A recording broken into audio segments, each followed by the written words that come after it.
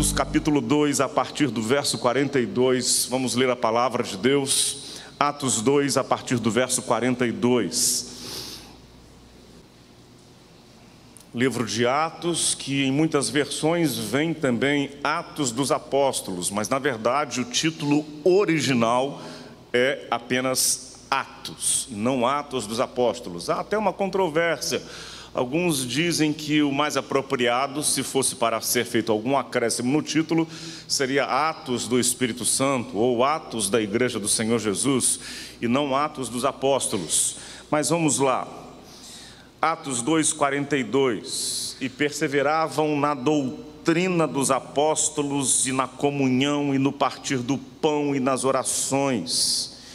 E em toda a alma havia temor, e muitas maravilhas e sinais se faziam pelos apóstolos. E todos os que criam estavam juntos e tinham tudo em comum, e vendiam suas propriedades e bens, e repartiam com todos, segundo cada um havia de mister. Verso 46, e perseverando unânimes todos os dias no templo, e partindo pão de casa em casa, ou pão em casa, comiam juntos com alegria e singeleza de coração. E terminando então o verso 47, louvando a Deus e caindo na graça de todo o povo. E todos os dias acrescentava o Senhor à igreja aqueles que haviam ou se haviam de salvar.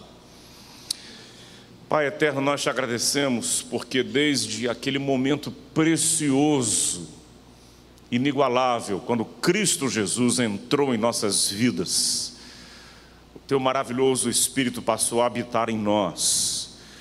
E nós cremos, Espírito de Deus, que foi o Senhor mesmo quem inspirou o registro desse primeiro momento da igreja no coração de teu servo, Lucas, para que ele registrasse esse momento histórico lá no nascedouro da igreja, Pai. E nós cremos, Espírito de Deus, que o Senhor mesmo, hoje, cerca de 2000 anos depois, está presente entre nós e usará esse texto para falar ao meu coração e ao coração de cada um de nós. Nós clamamos para que assim seja, no precioso e maravilhoso nome do Senhor Jesus. Amém. Amém. Esta igreja completa 100 anos.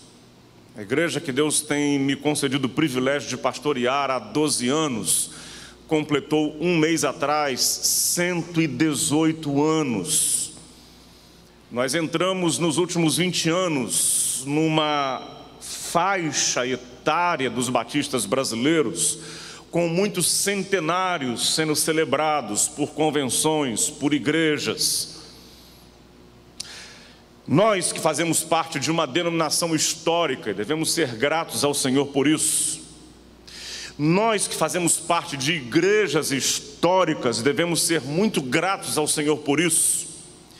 Enquanto conservamos em nossos corações, em nossa mente, esta atitude de gratidão por esse legado, pela nossa história, devemos também, sem dúvida alguma, estarmos bastante atentos e até mesmo preocupados para que o fator histórico não redunde num envelhecimento da igreja do Senhor Jesus. O fato de sermos igrejas históricas, isso não deve, em hipótese alguma, fazer com que inevitavelmente sejamos igreja envelhecida, obsoleta, igreja que perdeu sua vitalidade, igreja que perdeu seu vigor. Até porque, com muito respeito aos irmãos anciãos, todos nós conhecemos muitos deles que mesmo com o avançar da idade, são pessoas cheias de vitalidade e que nos ensinam e nos ensinam muito. E até mesmo horas antes de partirem para a eternidade, elas partem para a eternidade nos deixando lições preciosíssimas. E nós pensamos, e tenho certeza que os irmãos pensam, que assim deve ser a igreja do Senhor Jesus. Por mais que se passem os anos, por mais que se passem as décadas, a igreja igreja do Senhor Jesus deve continuar sendo igreja viva, fortalecida, que glorifica o nome do Senhor Jesus. Amém, irmãos? Pois bem, passados 2000 anos deste episódio que nós acabamos de ler, primeiro momento na história da igreja, poucos dias após a descida do Espírito Santo, cumprindo-se a profecia, poucos dias após aquela conversão de milhares de pessoas com a pregação de Pedro, aqui está a igreja, ainda completamente amorfa, sem definições organizacionais, sem traços de liderança ainda desenvolvidos, a igreja ainda como uma comunidade simples, no seu sentido mais profundo do termo simplicidade, sem absolutamente nada em termos organizacionais mais desenvolvidos.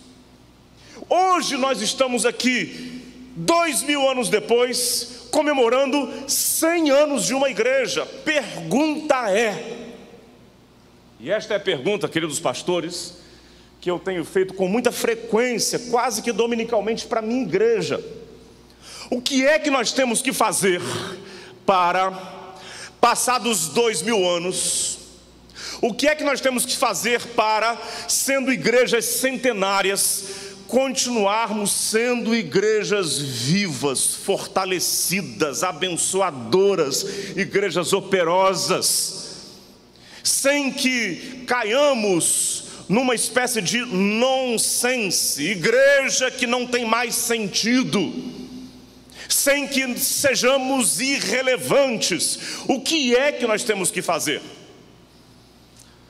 Nós podemos pensar em métodos. Sim, métodos são muito interessantes, eles podem nos ajudar.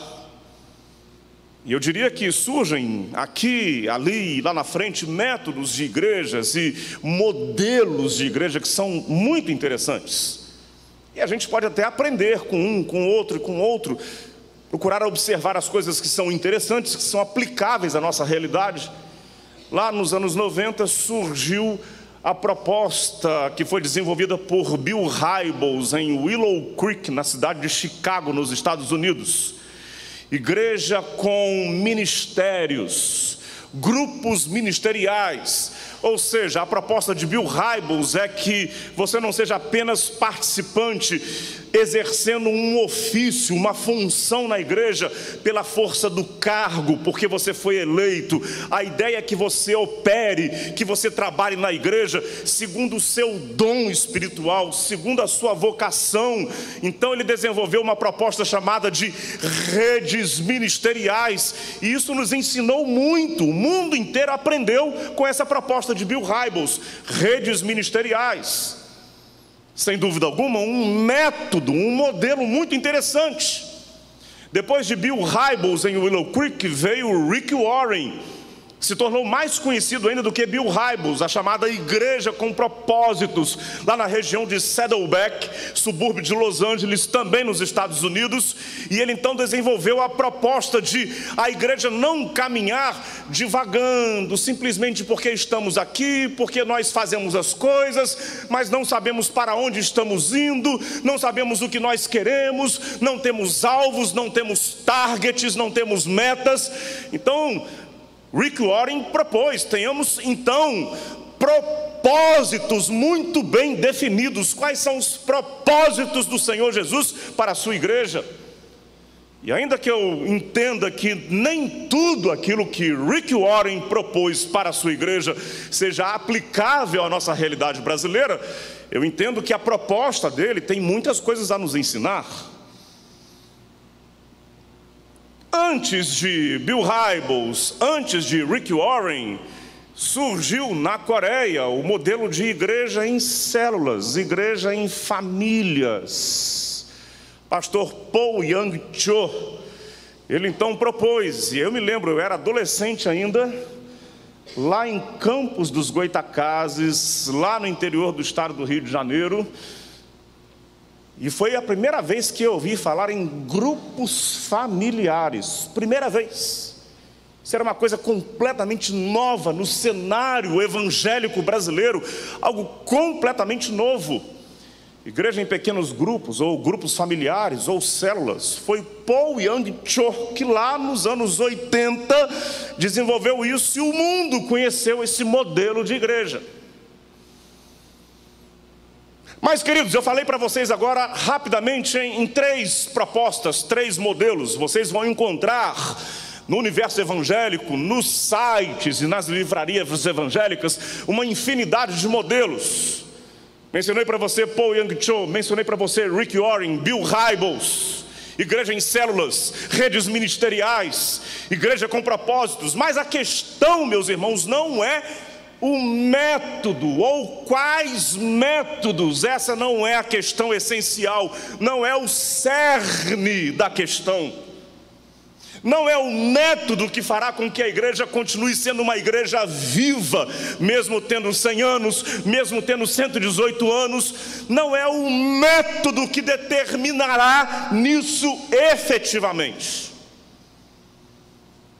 Nós temos que olhar para esse texto bíblico e pensarmos em princípios ou verdades que estavam muito presentes naquela igreja,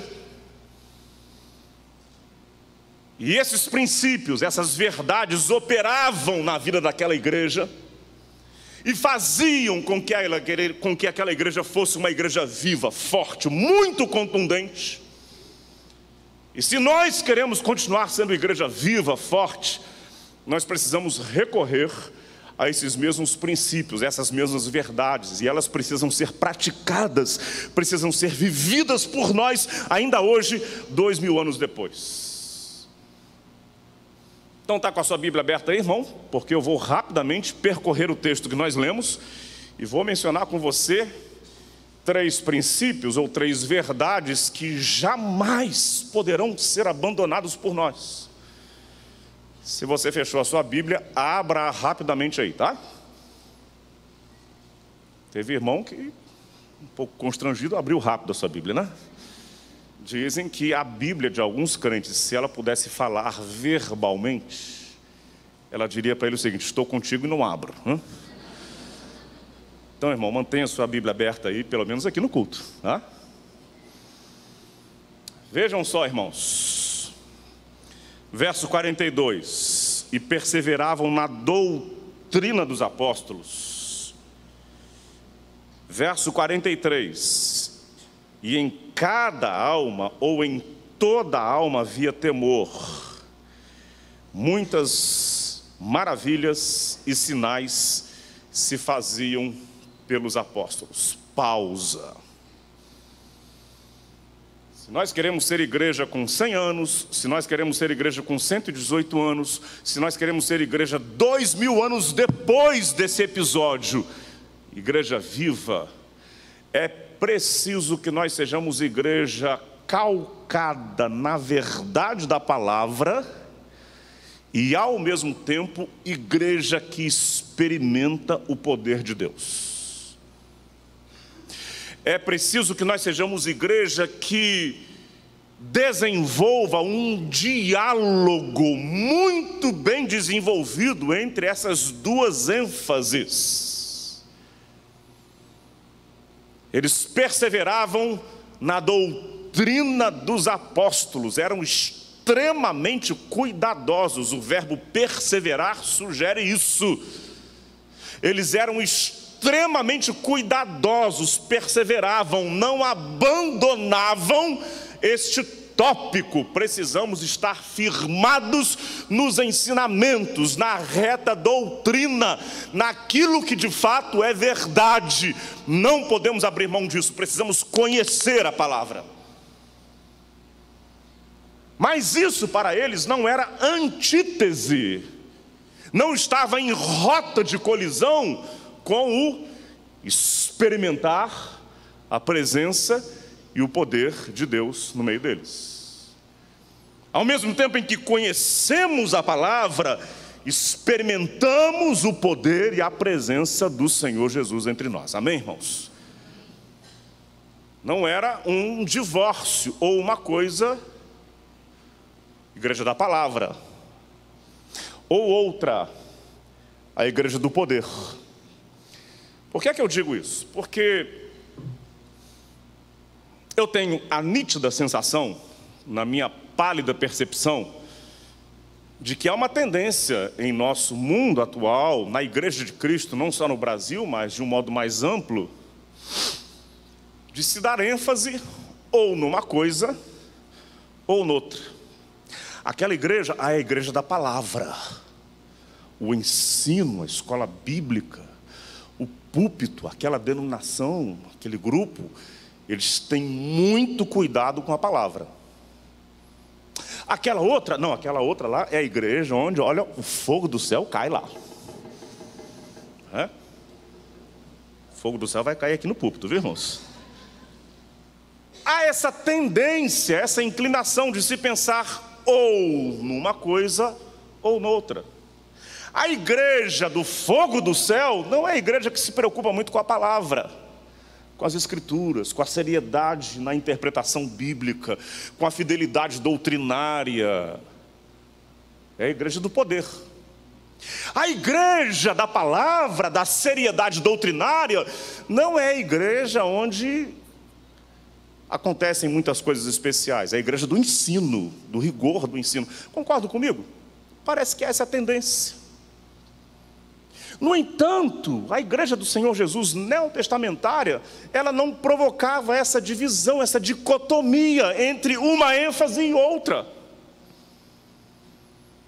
Meus irmãos, se nós apenas estudamos e conhecemos a palavra, mas não experimentamos o poder de Deus em nossas vidas, não há um poder sobrenatural do Senhor operando entre nós, meus irmãos, a palavra vai se tornar equivalente ao conhecimento que nós temos, como nós podemos ter acerca de história, matemática, geografia, sociologia. Assimilamos intelectualmente, intelectivamente, nós aprendemos as Escrituras, mas não há um poder operando em nossas vidas.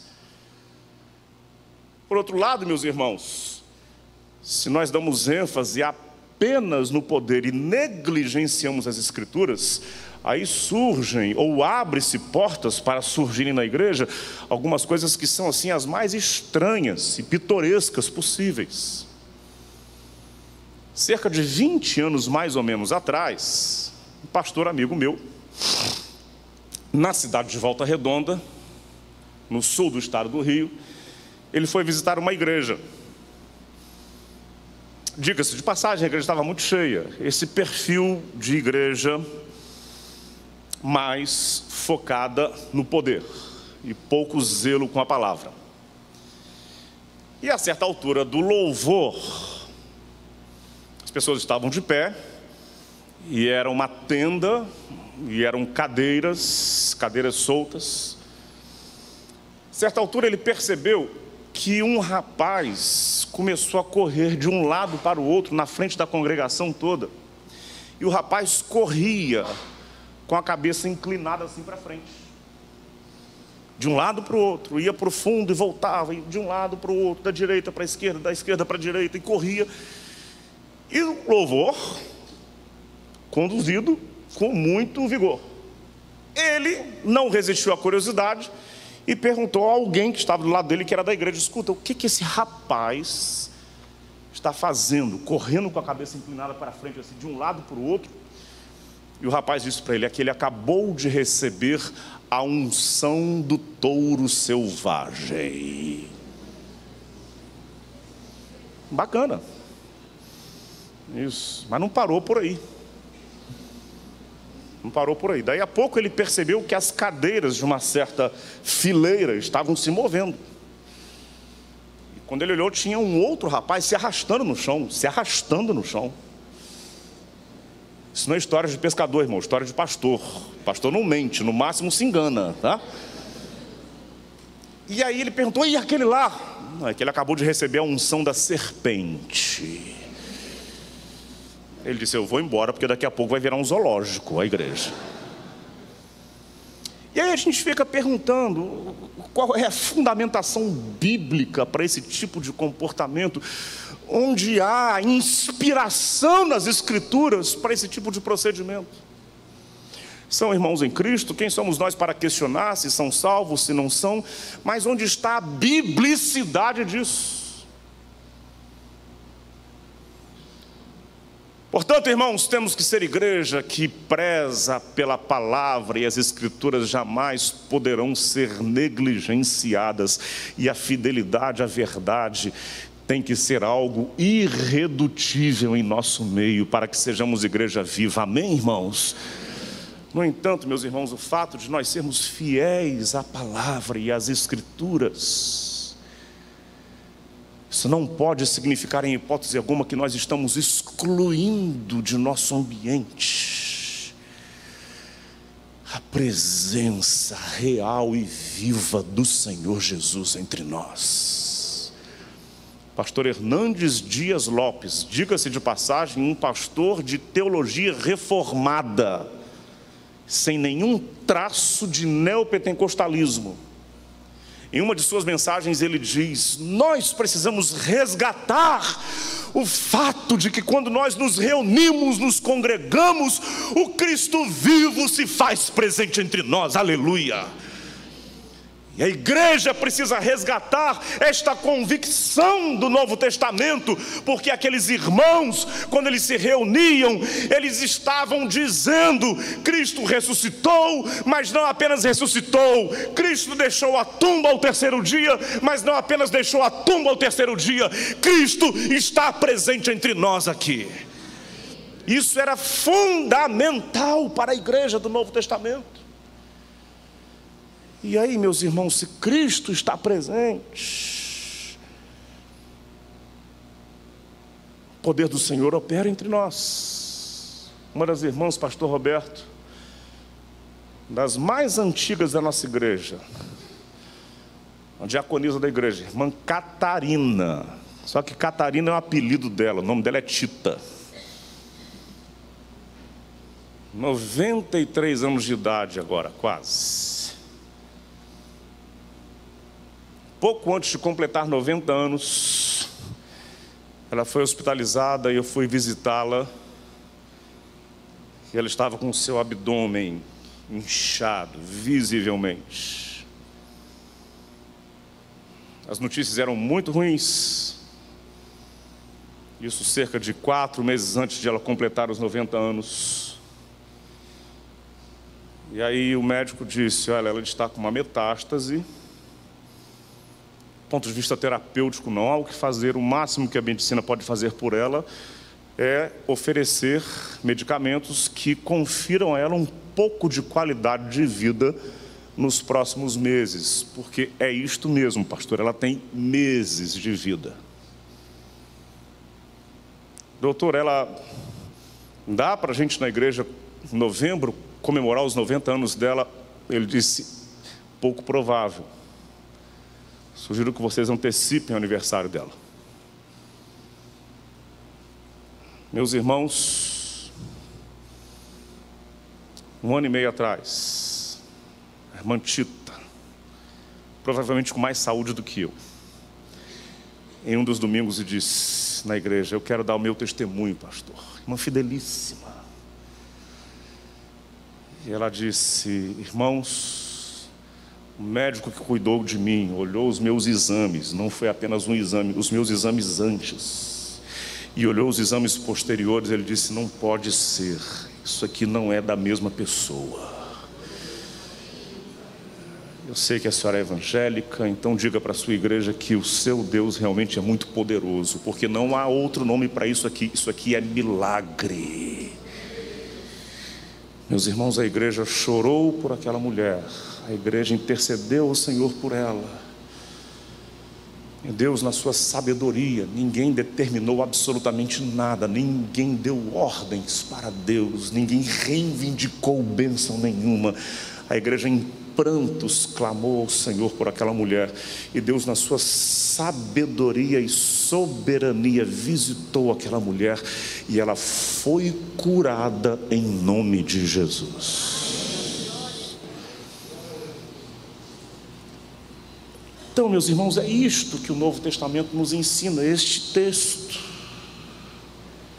que a igreja de Cristo deve ser, sobretudo, zelosa com as Escrituras,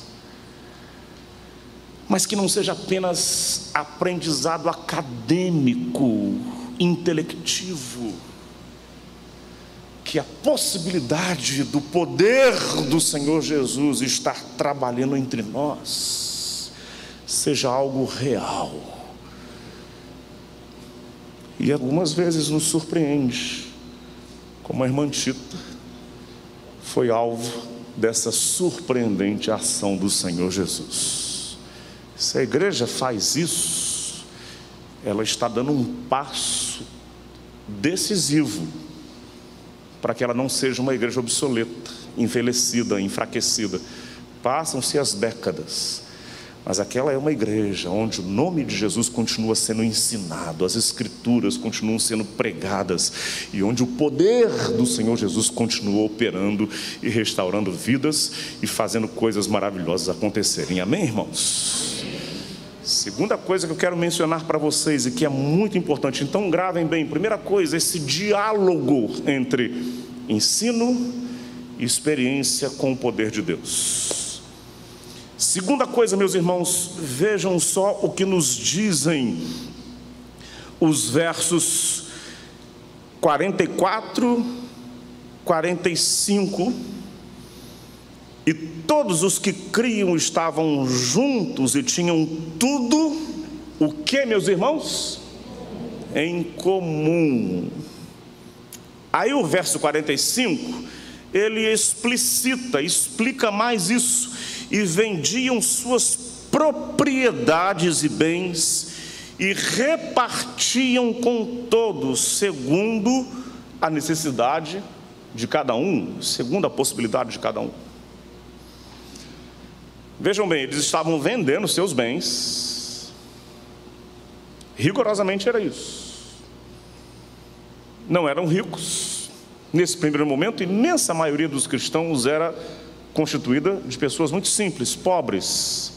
Muito tempo depois, mais de 300 anos depois, é que a igreja passou a ser constituída de algum poder econômico, e aí a história caminha para o tempo da igreja medieval, e acontecem coisas horríveis que se distanciam radicalmente da igreja original.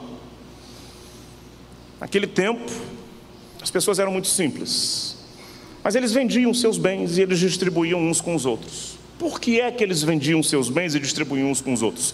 É verdade, a expectativa da igreja naqueles dias era de que Cristo Jesus voltaria já, nos próximos anos. Eles criam nisso. Irmãos, os primeiros textos bíblicos a serem escritos foram as cartas de Paulo, porque eram cartas, tinham que ser escritas. Mas os primeiros cristãos não tomaram providências para registrar os acontecimentos na vida de Jesus. Décadas depois, a partir do ano 60 depois de Cristo, é que com a morte daquela primeira geração de cristãos, veio a preocupação: precisamos escrever para que as gerações seguintes saibam do que aconteceu. Por que é que houve esta demora de décadas, pelo menos 30 anos depois? Porque eles achavam que Cristo voltaria já. Essa expectativa da iminente volta do Senhor Jesus era muito presente na vida da igreja.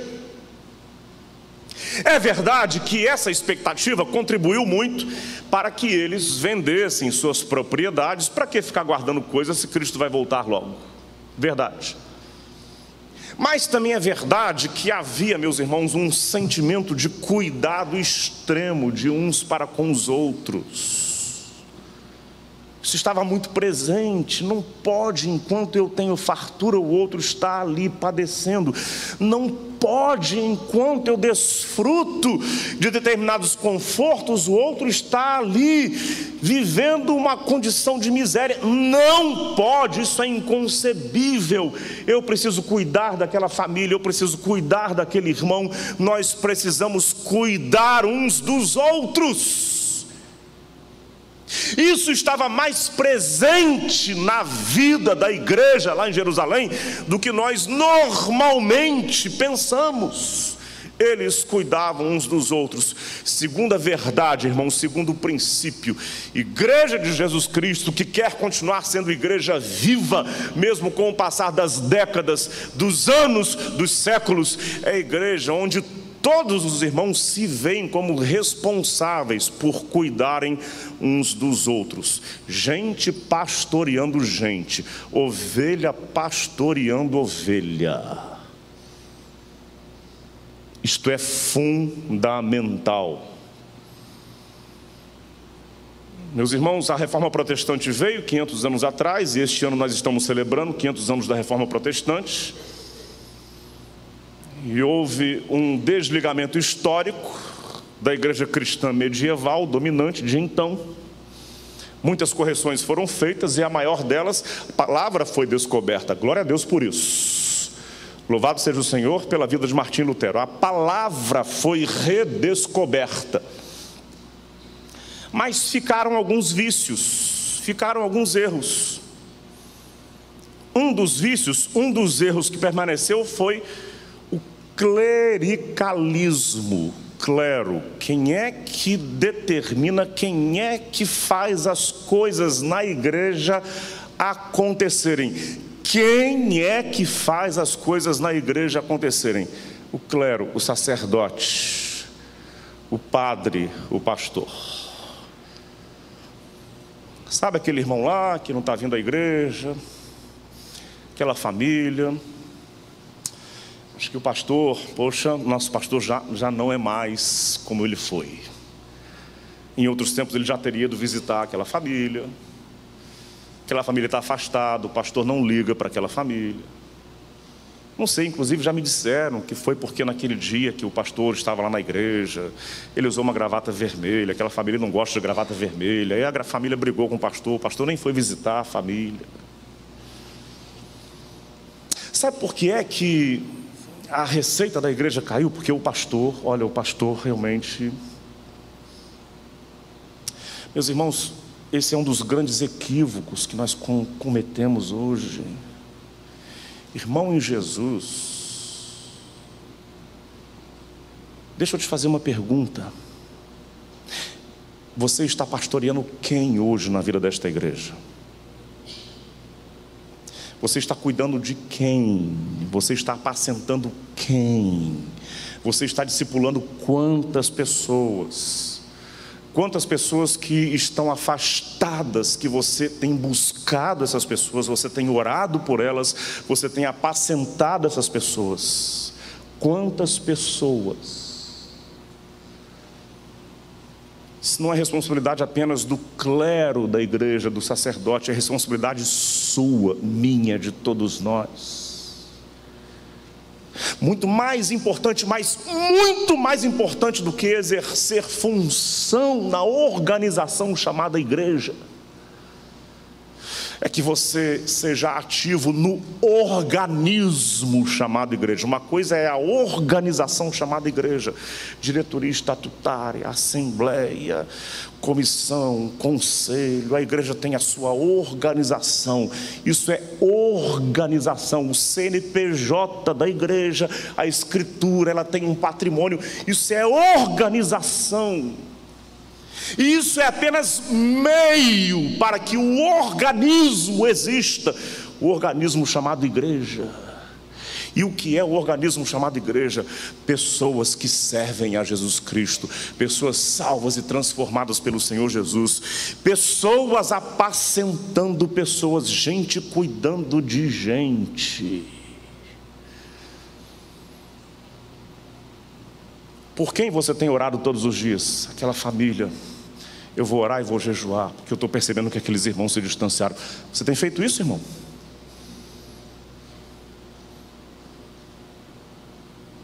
Eu vou pelo menos uma vez por semana telefonar para aquele jovem, para aquela esposa, para aquele casal. A vida hoje nos estressa demais, estamos sobrecarregados de compromissos. Mas os meios de comunicação possibilitam que a gente mande um WhatsApp com um versículo bíblico, que a gente faça uma ligação, que a gente converse e faça uma visita online. Verdade, visita online. Em São Paulo, com 11 milhões de habitantes, meus irmãos, com aquele trânsito tranquilo, você vai entender o valor disso. Querido, abra aí o Skype, que eu quero falar com você. Não dá para ir na sua casa agora, é absolutamente impossível. Abre o Skype, vamos conversar um pouquinho. Olha, estou sentindo no meu coração, tem aqui um texto bíblico para você. Ó quão bom e quão suave é, Salmo 133, que os irmãos vivem em união. A gente está sentindo a sua falta, deixa eu orar com você. Poxa, domingo que vem vai ter um momento muito especial na igreja, eu quero te dar um abraço. Isso é irmãos pastoreando irmãos, crentes apacentando crentes. Comece a fazer isso e você vai ver os efeitos desse negócio na vida da sua igreja. Muita gente sendo abençoada, mais do que você imagina, para a glória do Senhor Jesus, amém? Amém. Deixa eu caminhar para o final, tá? Para não acontecer comigo o que aconteceu quando o pastor pregou e ele se excedeu no tempo. Pregou 1h15, quando ele foi para a porta, ninguém falava nada com ele. Que bênção, pastor, nem nada. Os irmãos constrangidos, o pastor pensando, gente, será que aconteceu alguma coisa grave hoje? Será que eu demorei? Até que passou um garoto. Criança fala o que vem mesmo à cabeça, né? Os psicólogos dizem que a criança é o adulto antes da hipocrisia, irmãos, né?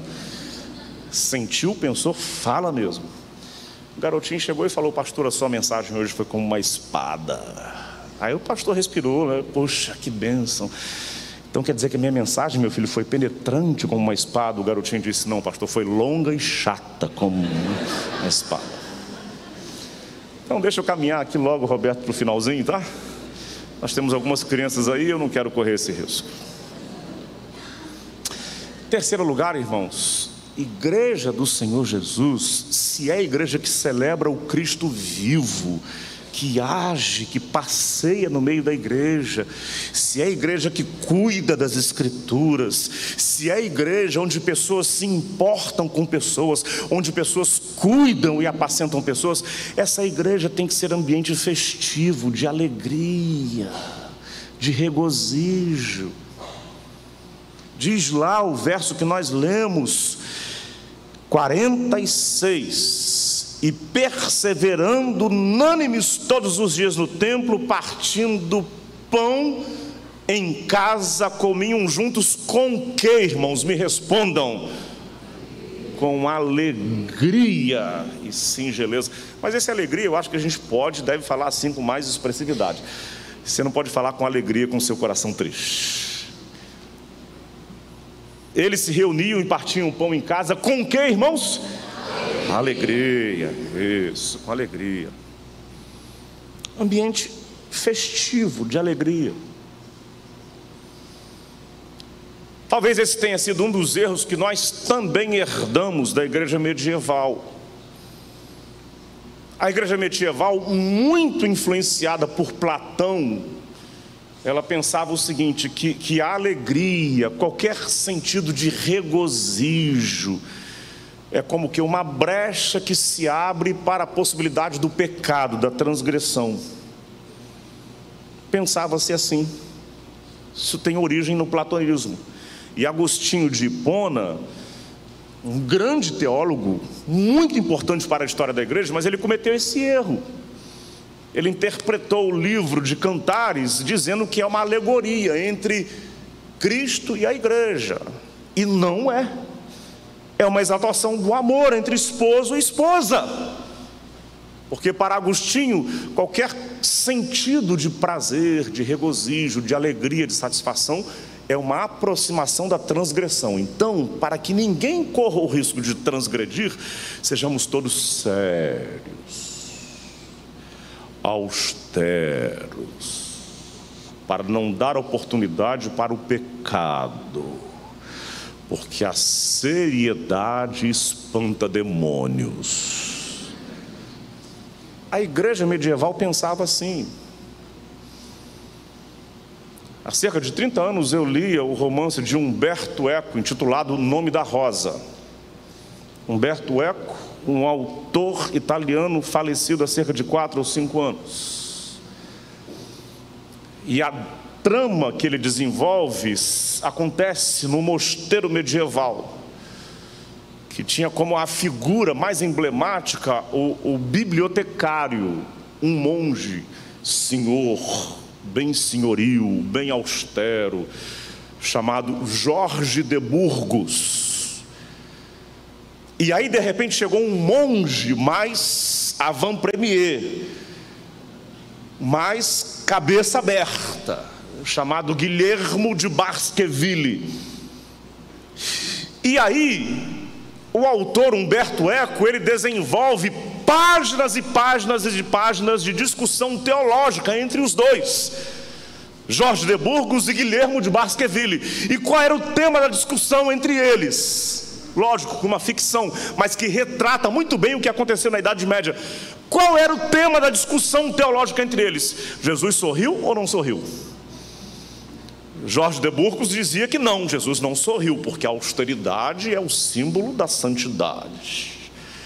Já o Guilhermo de Baskerville dizia o seguinte: não, Jesus, mesmo que os evangelhos não tenham mencionado que Jesus sorriu, mas ele foi à festa, nas bodas de Caná. João Batista ficou meio escandalizado com Jesus, mandou 2 discípulos perguntarem para ele: acaso és tu o Messias ou vamos esperar por um outro? Porque Jesus sentava para conversar com as pessoas. Porque era assim que se pensava: não se pode sorrir, não pode haver alegria. E esse negócio se perpetuou no meio da igreja. Reverência ao Senhor é sinônimo de seriedade. Quando você se descontrai, quando você fica mais solto, mais alegre, você está desrespeitando a reverência. Meus irmãos, aqueles irmãos lá se reuniam e todos os dias eles estavam juntos e dividiam o pão com alegria, muito bate-papo, muita risada, encontro, felicidade. Na igreja do Senhor Jesus, eles pensavam: a gente precisa se regozijar, o Império Romano está pesando sobre nós com mão de ferro. O ambiente dos irmãos em Jesus tem que ser ambiente de alegria. Eu diria para os irmãos o seguinte, que se eu pudesse acrescentar um mandamento na Bíblia, eu colocaria: seja gente boa, em nome de Jesus. Porque não pode, crente não pode ser trombudo, não pode ser zangado. Irmão,